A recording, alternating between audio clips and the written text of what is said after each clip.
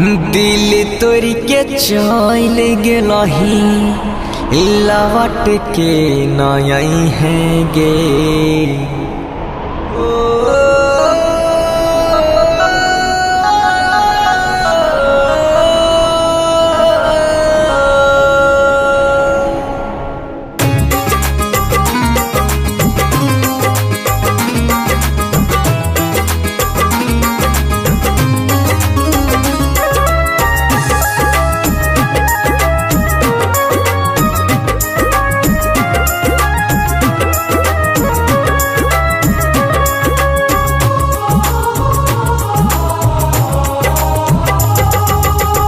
दिल तोड़ दिलाही ता दिल तोड़ दिलाही ता फिर ना लगई है गे। जाय छही ता जोहर जाई लौट के नई है गे।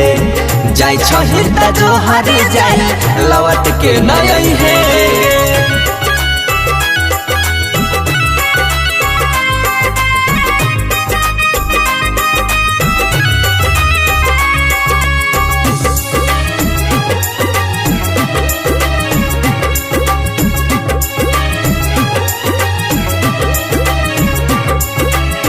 छोड़ी के जे जइमे ई दीवाना पागल कहतै गे जमाना।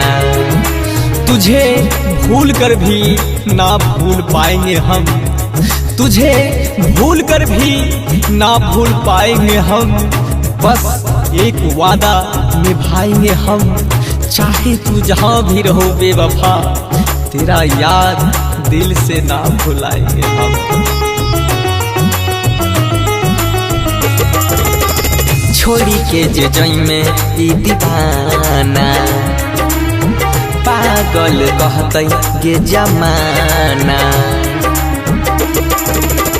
सुनै छियै लोग हवा से, सुनै छियै लोग हवा से, ताना ना सुनै है गे। जाय छही ता जोहर जाई लौट के नई है गे। जाय छही ता जोहर जाई लौट के नई है गे।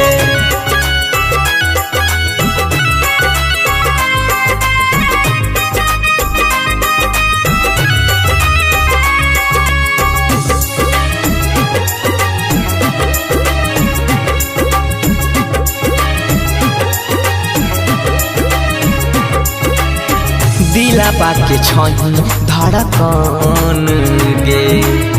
तोरा बिना जीवो न सनम गे।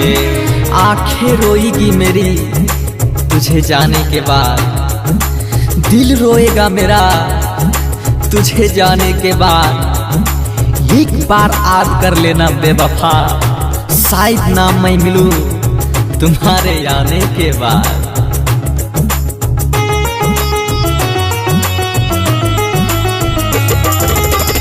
दिला बाके छही धड़कन गे। तोरा बिना जीवो ना सनम गे। ओढ़नी के अपन हमर, ओढ़नी के अपन हमर कफन बनई है गे। जाय छही ता जोहर जाई लौट के नई है गे। जाय छही ता जोहर जाई लौट के नई है गे।